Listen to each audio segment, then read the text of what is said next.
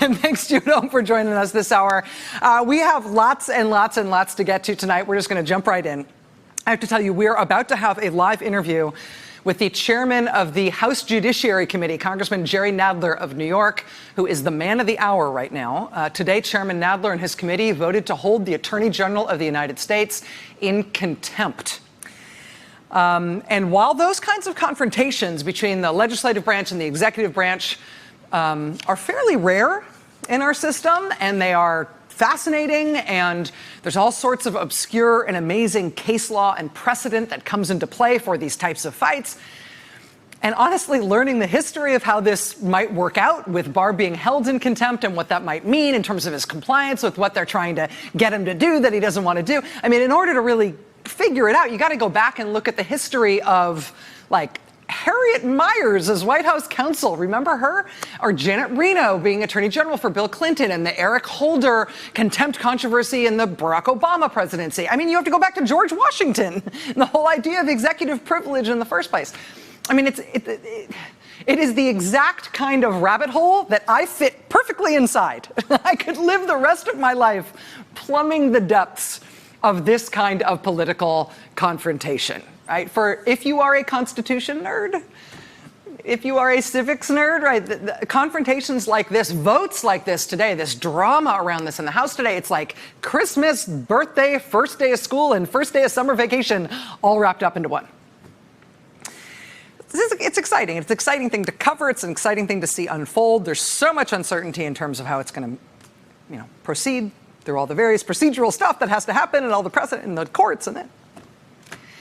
In this case, though, this confrontation between this Judiciary Committee and this Attorney General William Barr, and what will soon be a full vote of the House of Representatives holding Attorney General William Barr in contempt, in this case, however fun it may be to get into all the arcane detail of what this contempt fight means and how it might interact with other historical precedent and how this might legally be,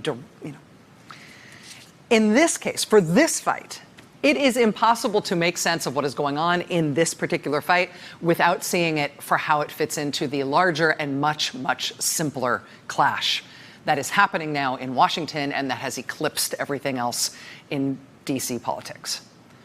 And that is the clash between President Donald Trump and the Mueller investigation. I mean, for all of the kinetic activity that we can see, for all the different headlines that we are seeing generated every 15 minutes, 24 hours a day, 7 days a week right now, that is it. That is the blunt force collision that is happening here. All of this crazy stuff and historic stuff that is happening so rapidly right now, and all these political and legislative and legal fights, it is all about that one simple confrontation. This is Trump versus the Mueller investigation. That's the whole thing. And I mean, honestly, big picture, it's roughly 6 weeks since Mueller turned in his report about the findings of his investigation. At this point, there's still lots of uncertainty as to how and why Mueller's investigation came to an end, when it did, and how it did. Since Mueller turned in that report, William Barr has been publicly suggesting that, in his view, Mueller had no right to continue his investigation once he notified Bill Barr and the Justice Department that he didn't intend to declare one way or the other whether President Trump should be charged with crimes. The day after newly appointed Attorney General William Barr took over control of Mueller's investigation, the day after he officially took oversight of Mueller's investigation personally, he and Mueller discussed the fact that Mueller wasn't going to declare one way or the other if the president should be charged. Barr now says the implication of that, to him, is that Mueller therefore shouldn't have been investigating at all. And less than 3 weeks from that date, in fact, Mueller's investigation was suddenly over, and his report was turned in. Now, at this point, roughly 6 weeks out from Mueller's report being turned in, under those circumstances, there is still serious, just base level uncertainty as to what actually Mueller looked into. I mean, there are no signs in Mueller's report that he carried out a counterintelligence investigation into the potential national security consequences of Russia's interference in our election, the potential compromise of people around the president or people involved in his campaign or the transition or the administration. I mean, just as a concrete example, that means that while Mueller's report gives in detail a factual account of how the president and his businesses pursued a huge real estate deal in Moscow throughout Trump's presidential campaign, a deal for which they would need help from the Kremlin and about which they were in repeated contact with Kremlin officials during the campaign, while the president was publicly lying about it and denying any of that was happening. I mean, those contacts in Mueller's report are factually described to a T. But in Mueller's report, there was no assessment whatsoever as to whether or not that dangled real estate deal, that secret negotiation during the campaign, I mean, prosecutors said it could have resulted in hundreds of millions of dollars for Donald Trump and his business. But Mueller gives no assessment whatsoever as to whether or not that deal or those negotiations for that deal, again, conducted in secret during the campaign, Mueller makes no assessment as to whether those might have been some sort of effort to compromise Trump or otherwise to pursue the Russian government's objectives when it came to his presidential campaign. I mean, take the names off it, right? Here's a foreign government actively, secretly pursuing a huge business deal with a presidential candidate during the presidential campaign while the candidate is lying about it. Mueller is just silent on whether or not that might have any implications for potential compromise of the candidate or for that foreign government's intentions toward us at a national security or intelligence level. And I mean, on that question, there's not only no assertion by Mueller one way or the other as to what that meant, there's no reference to the idea that he even looked into it.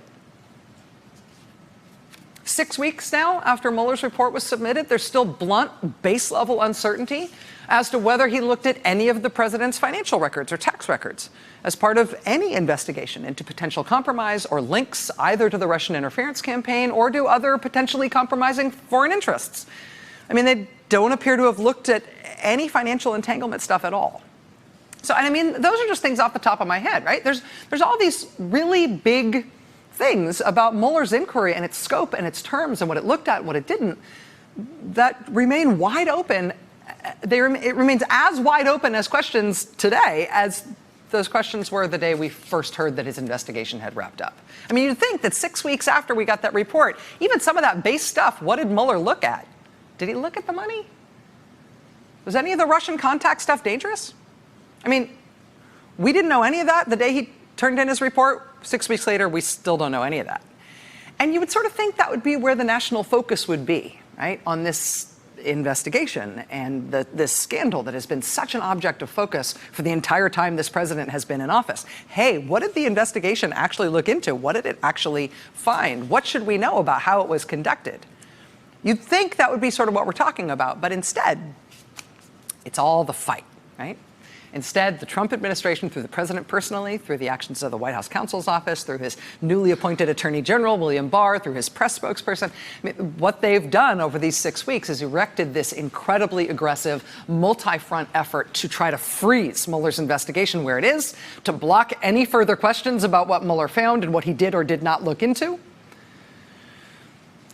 And while it might seem now like there's all these disparate fights breaking out all over Washington, all these different types of confrontation that might indicate some, harsh new tone of partisanship between the parties, right? Or between the White House and congressional Democrats or blah, blah, blah, some other, Beltway, milquetoast, both sidesist nonsense about how it's so unpleasant these days in Washington. I mean, you're seeing all of these fights that all look like separate battles, but they are all the same fight. This is one big fight. This is Trump versus the Mueller investigation. And that's what all of these different battles are about. I mean, Don McGahn, important witness in the Mueller investigation. He has just been told by the White House to defy a congressional subpoena that ordered him to hand over documents about the things he described to Robert Mueller as a witness in that inquiry. The president also threatening that witness to the Mueller investigation, Don McGahn, will be blocked from testifying to Congress about what he told Mueller. Judiciary Chairman Jerry Nadler has now threatened overtly that former White House counsel Don McGahn may also be held in contempt, may also have to face the legal consequences for that if he continues to defy these subpoenas, whether or not it is at the White House's request. Right? That's about trying to block information about the Mueller inquiry from coming to light through questioning of Don McGahn and the submission of documents from him to a congressional committee following up on Mueller's findings. Today, Attorney General William Barr voted by the Judiciary Committee to be in contempt. He will soon be voted by the full House to be in contempt. It's not because they don't like William Barr or they object to his recent behavior in some generic sense. This is about Trump versus the Mueller investigation. This contempt vote today is because Barr is defying a subpoena that the Justice Department had issued to obtain the material that Barr redacted out of Mueller's report and to obtain the underlying evidence that supports Mueller's findings. I mean, this remarkable assertion today by the White House that they are retroactively seeking, as far as they're concerned, the whole Mueller report should now be seen as covered by executive privilege. I mean, and if you're too close to that as a story, you might think, oh, that's a whole new fight. Executive privilege declared retroactively over the whole Mueller report, even after 90% of it's been made public. No, it's actually all the same fight. Again, to try to block access to Mueller's findings, to try to give Barr some cover for denying Congress access to the rest of the report's findings and underlying evidence that haven't been released, to try to freeze the investigation where Barr landed it, with nobody getting to find out anything more about what Mueller did or what Mueller looked at, and nobody getting to ask any follow-up questions. It's all the same fight. I mean, just go back to that Trump Tower Moscow example just for a second. Right? This week, Michael Cohen went to prison, in part for lying to Congress about the extent and the timing of the Trump Organization's negotiations with the Russian government over a potential Trump Tower to be built in Moscow. Michael Cohen went to prison for lying to Congress about that this week. Today, Donald Trump Jr. was subpoenaed by the Intelligence Committee in the Senate. One source telling Bloomberg News that the reason they sent him a subpoena is because the committee wants Donald Trump Jr. to come back and testify to them again about Trump Tower Moscow. And now Donald Trump Jr. says, or excuse me, a source close to Donald Trump Jr. says, that he's going to fight that subpoena to come back and testify to Senate intelligence. And so, you know, you can add to this list of big confrontations that we're having. You can add to that list the president's eldest son now saying he, too, will defy a subpoena to come testify on this issue. But if there was a problem with his testimony on the issue of Trump Tower Moscow, I mean, I think there's an interesting question to be asked about why the committee would be bringing him back in to testify on that matter again. Michael Cohen lied about Trump Tower Moscow under oath to the intelligence committees. They didn't bring him back in to clear it up. They gave it to the Justice Department, who charged him with a felony for lying to them. Sam Patton lied to the Senate Intelligence Committee as well. They didn't bring him back in to clarify the matter. They referred him to the Justice Department for prosecution. And ultimately, he had to admit in court as part of his plea deal that he committed a felony when he lied in his testimony to the Intelligence Committee. Roger Stone is accused by the Justice Department right now of having lied in his congressional testimony about matters related to Russian interference in the Trump campaign. The committee did not bring Roger Stone back in to clarify his testimony. He's going to trial on that as a felony charge. So the Senate Intelligence Committee is led by Richard Burr, Republican senator from North Carolina. He has his own walk-on cameo role in the Mueller report for taking information that he learned about the FBI's investigation from a classified Gang of Eight intelligence briefing on Capitol Hill. He took that information up to the White House and told the Trump White House what he had learned in that classified briefing. And I know everybody praises Richard Burr and the Senate Intelligence Committee for, you know, their lack of rancor and their bipartisan proceedings. But if there was a problem with Donald Trump Jr.'s testimony to that committee about Trump Tower Moscow or anything, why is it only the president's son who's getting called back in to readdress the matter when everybody else who got nailed for lying to Congress on that subject and others just got nailed in court for lying to Congress in this scandal? Why are they bringing him back in to talk it over again? So the Senate Intelligence Committee proceeded with that subpoena today for the president's eldest son. A source close to him says that he will fight it. We will see what happens there. Meanwhile, the Intelligence Committee in the House today issued their own subpoena to obtain Mueller's fully unredacted report and its underlying evidence. They issued that subpoena under a provision of federal law that we actually discussed here last night on this show with noted First Amendment attorney Ted Boutros. I mean, you've got all these different kinetic actions, all these different confrontations, right? All these fights, the Attorney General defying the Judiciary Committee subpoena, the White House asserting executive privilege over the Mueller report, the Judiciary Committee finding Barr in contempt of Congress. Now the House is going to find him in contempt of Congress, and Don McGahn is defying the subpoena to come testify about what he told Mueller. He's potentially going to be held in contempt of Congress, too. I mean, all of these things are happening all at once. They're all indicative of the same big confrontation. The House Intelligence subpoena today is part of that, too. The House Intelligence Committee actually does have the law on its side in this new unredacted findings and his evidence. What they've got on their side is a post-9/11 law that actually affords them access to Justice Department matters that involve foreign intelligence or grave hostile acts of a foreign power. And so under that law, that post-9/11 law, they are, under statute, supposed to get access to what they asked the Justice Department for. And so they've asked nicely for it several times. No response from William Barr in the Justice Department. So now it's a subpoena. Just as the White House and Attorney General William Barr tried to shut down the Judiciary Committee's path to access Mueller's full findings and evidence, tonight here opened up another path as the Intelligence Committee sends their subpoena as well.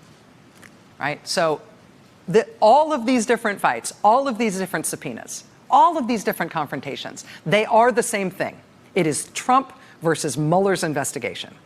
Hey there, I'm Chris Hayes from MSNBC. Thanks for watching MSNBC on YouTube. If you want to keep up to date with the videos we're putting out, you can click subscribe just below me or click over on this list to see lots of other great videos.